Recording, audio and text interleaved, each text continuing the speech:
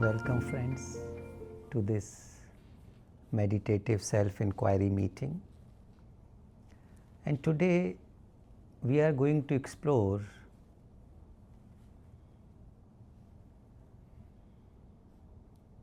two most fundamental aspects of human life.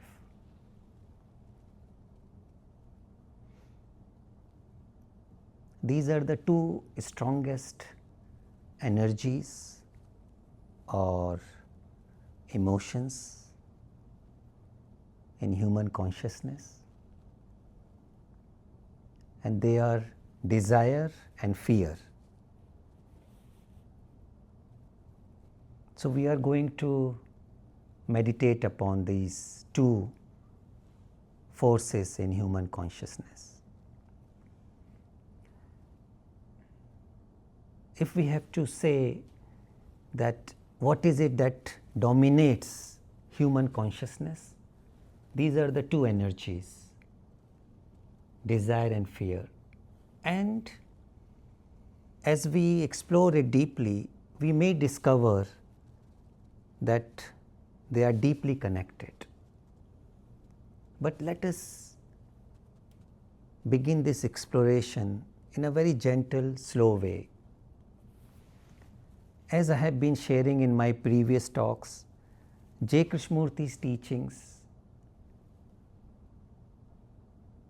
are inviting us to observe,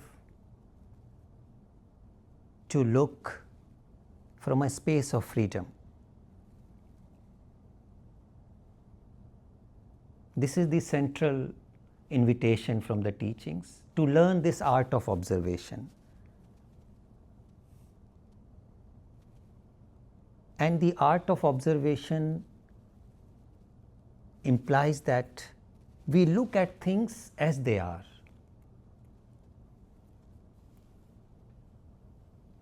Usually when we are looking from a space of the thought, from the field of a conditioned mind, we start reacting to what we are observing. We start judging what we observe. But here we are going to experience this art of pure observation as we explore these forces of human consciousness. So we are going to simply look at them. What is this force of desire and fear? And watch if there is any judgment is coming. Watch that judgment also, and invite oneself in a very gentle way, if I can leave behind all those judgments and simply look at them. Not condemn it, not justify it, just to observe what is. So let us look at this energy of desire.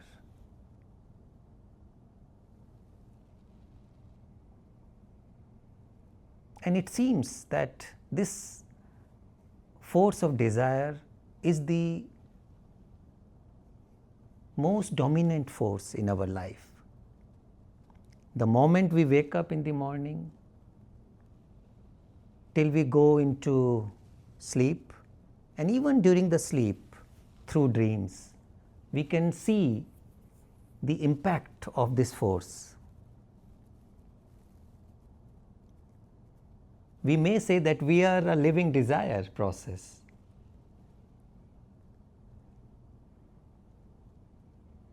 So what are the deeper aspects of this desire process?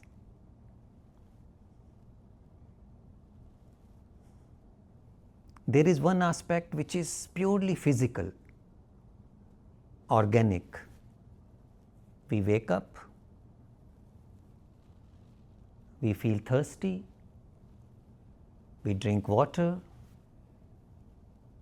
We drink coffee or tea or whatever. We feel hungry, we eat. We feel cold, there is a need for clothes, shelter.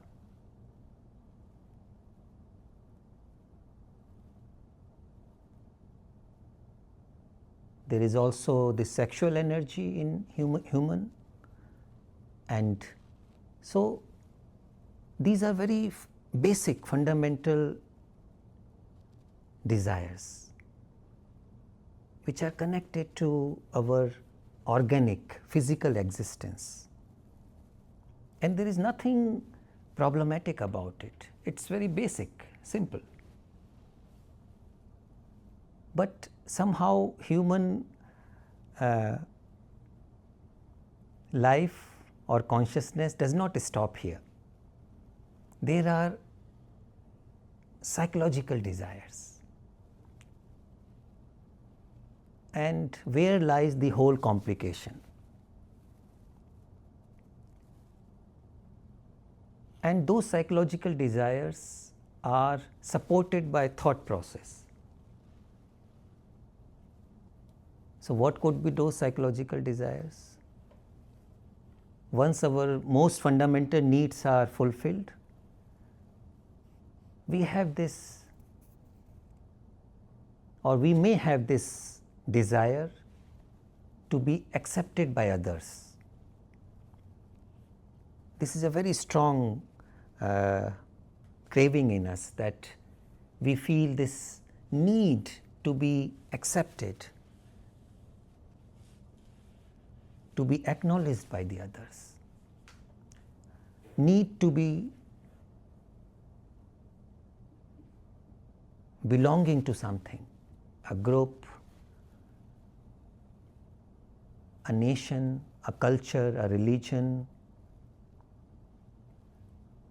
So we also experience this psychological aspect of this desire. I want to be accepted, I want to be recognized, I want to become something.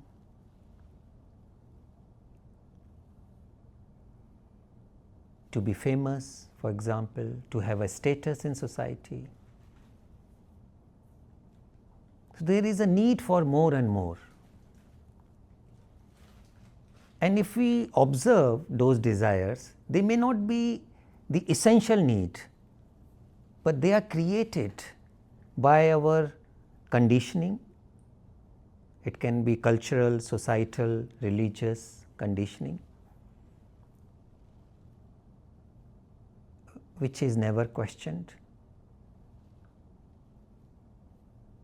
So we get entangled into this network of desires which are psychological.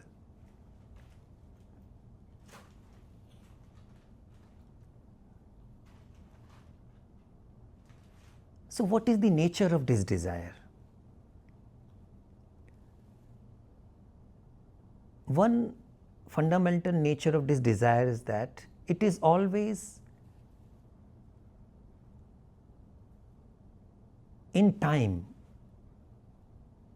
it is always in the future. This psychological desire needs a certain goal towards which I should make effort to reach. So there is always this distance involved in that, a goal is involved.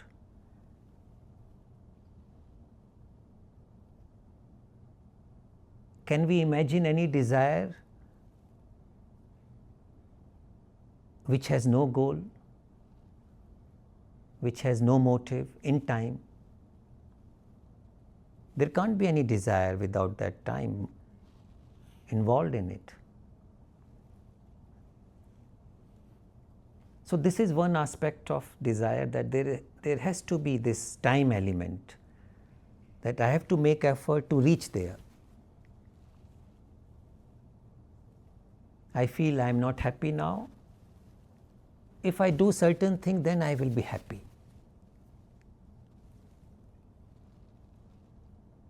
If I am just an ordinary office clerk, I want to be the manager. And the belief is that when I am manager, I will be more happy. So I am making all efforts. So there is always this a destination involved in it. You have to move away from the now, from the present moment for desire to move.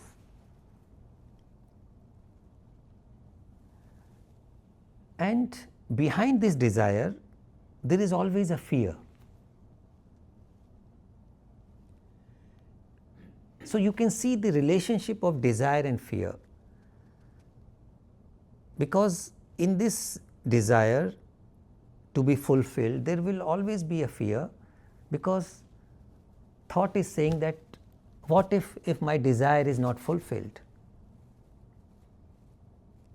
So thought is bringing this fear element in this process of desire. So we must have watched ourselves. Whenever this psychological desire is in movement, there is fear behind it. So we can say that fear is the shadow of desire. They are part of one process, like two sides of one coin.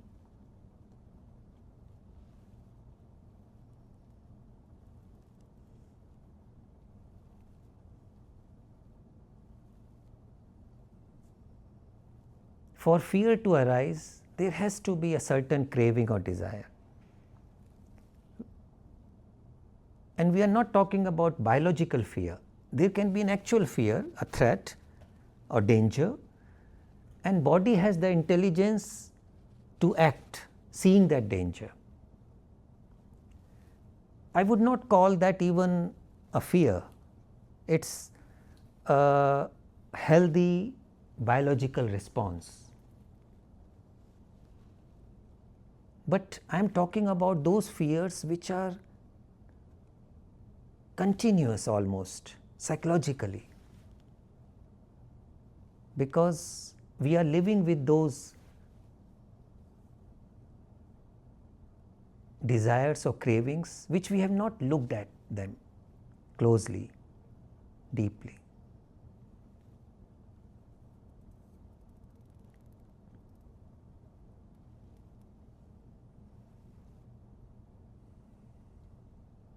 So we can observe this phenomena, how fear is created through this process of desire.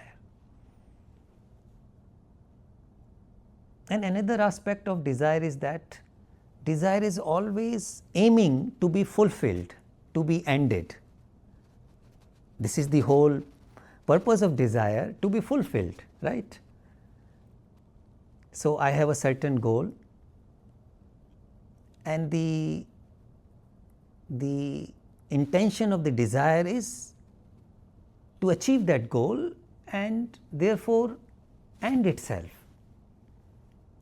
So this is very interesting, that the whole movement of desire is to end the desire.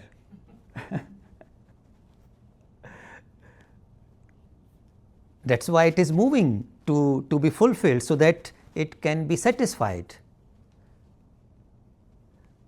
So this is very interesting to observe, that desire feels very alive, and this movement of aliveness is to end itself.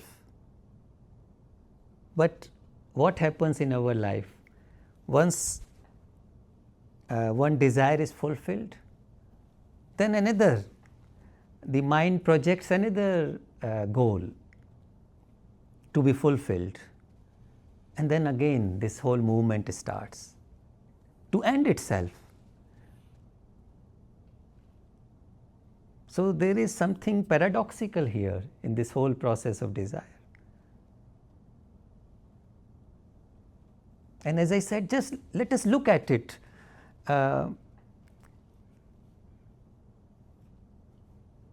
without condemning it, without judging it. This is important. we are looking at something which is alive, which is moving.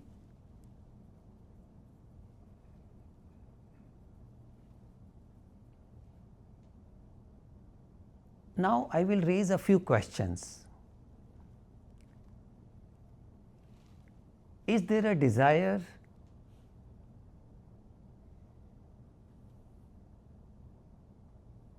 without the involvement of thought process?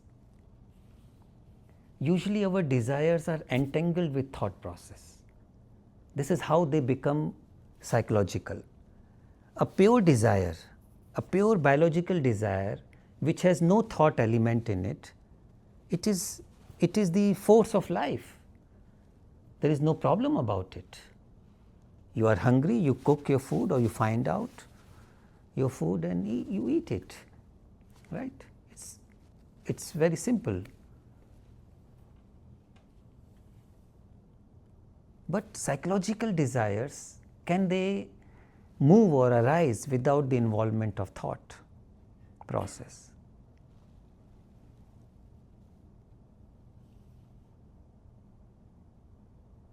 So we can meditate upon this now. Just looking at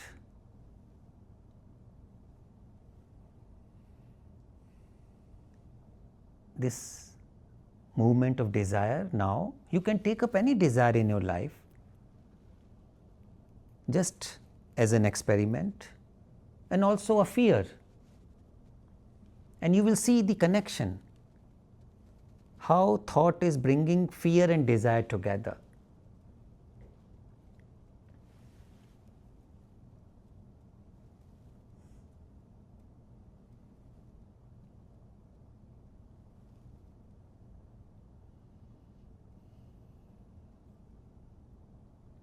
Now I invite all of us here to have another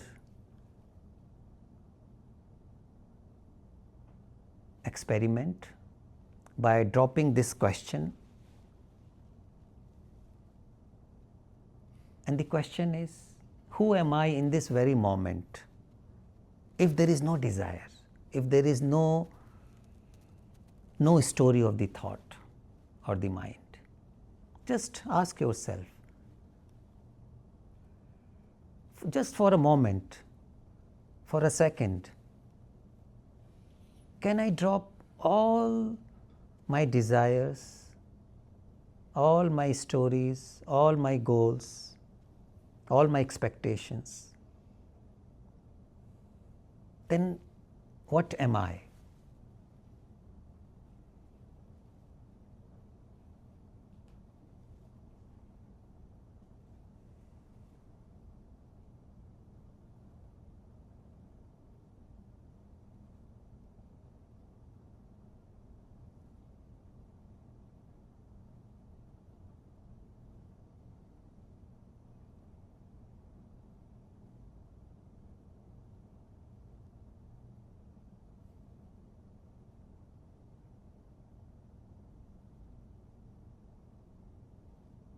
All the images or judgments that I have gathered about me, simply dropping it. All the knowledge,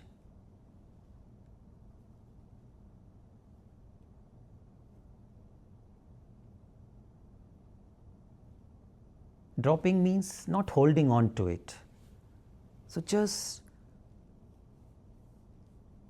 seeing oneself without any desire, without any fear, without any story of the mind. What remains? Can we connect to that in this moment?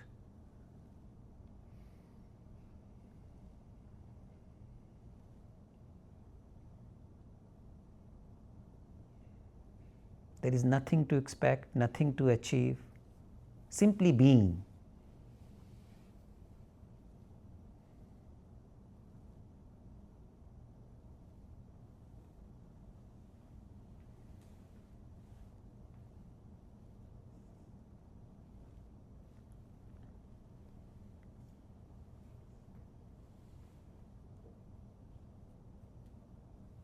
Is there any problem in this moment, in the now? Is there any desire, any psychological desire or fear in this moment, in this living moment?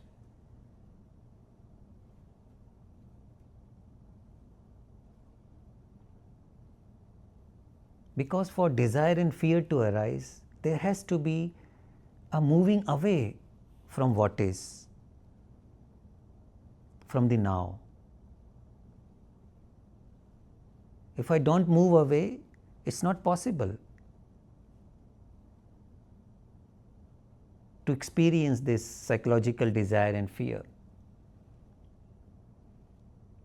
So the mind has to be involved in sustaining this.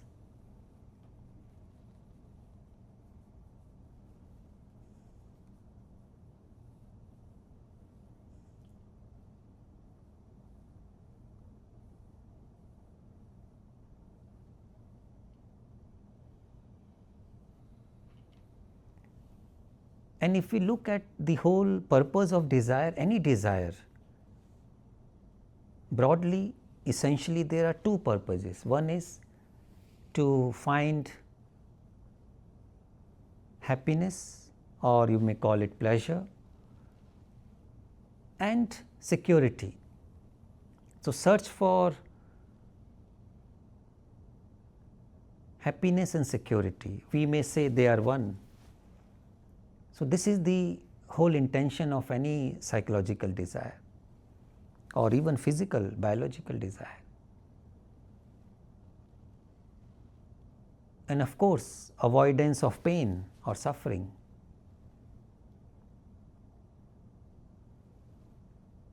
But the question is, where can we find that happiness and security?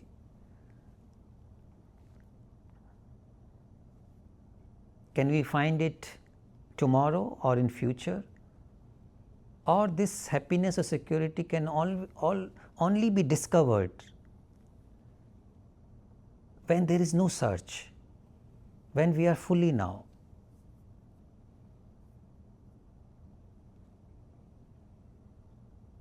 So this is interesting.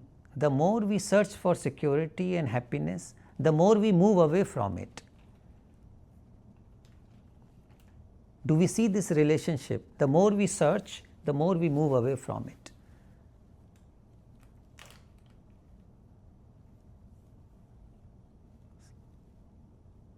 And if we realize it, when we discover it, is that search falling away? Is that search dropping?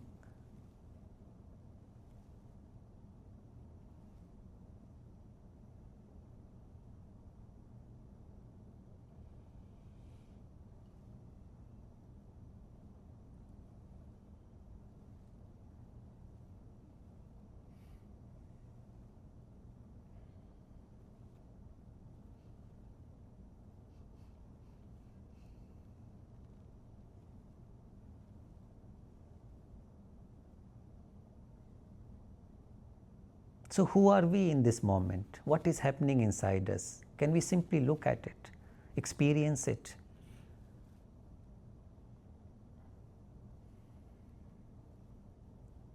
What is alive here and now?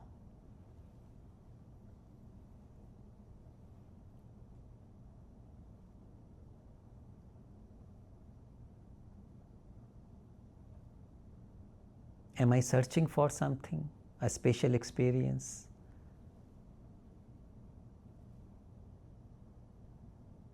Is there any expectation? Can I be simply aware of it without denying them or suppressing them?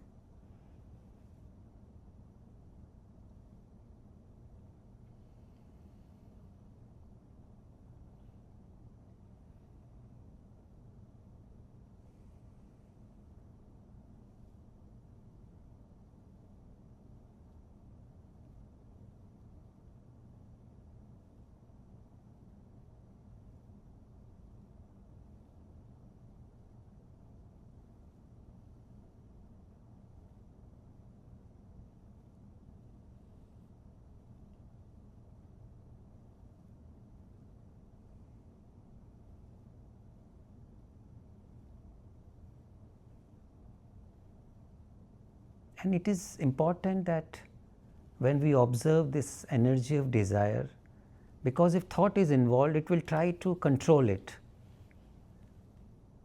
And religions have talked about controlling desire. And the moment the mind tries to control it, it brings more fragmentation, more inner conflict. So, the way of true observation is not control, but simply to be aware of it without trying to do anything about it, neither suppressing it nor justifying it, simply being aware of this.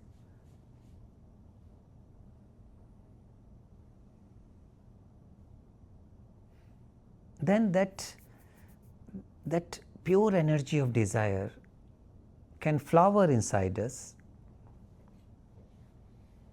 and what flowers in this moment dies naturally. So, there is this whole process of living and dying happening all the time.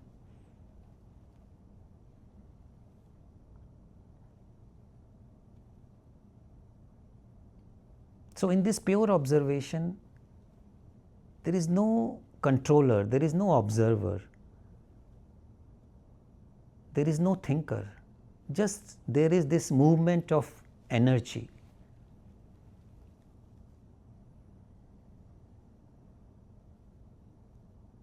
What is? And there is no problem with that. The moment this controller or the thinker comes in with its story of control or justify, whatever, we enter into this conflict, inner conflict, and we waste a lot of energy in that. That is why this pure observation is also gathering of energy. And as Krishnamurti used to say, meditation is gathering of energy.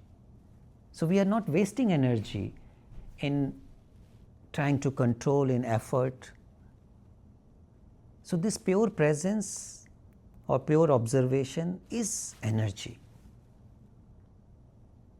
And when desire, because desire is the most fundamental energy in human life, and when this energy is kept pure, when it has no particular direction, when thought is not involved with this energy of desire, then what happens? Then that energy becomes creative. It is creative. That energy of desire becomes a passion to live life fully now.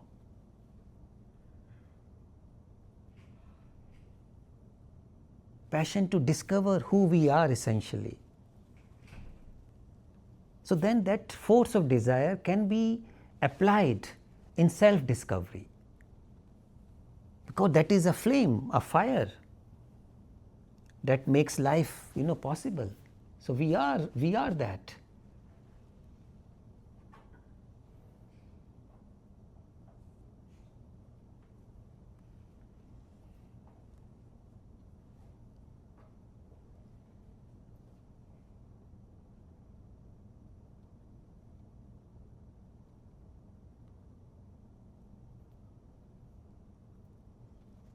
So, friends, let us explore this further, this whole movement of desire and fear.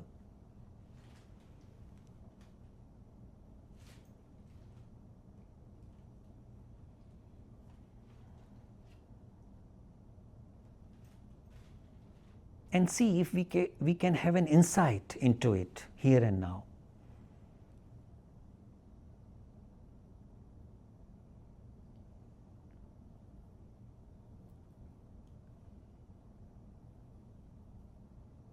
So that this force of life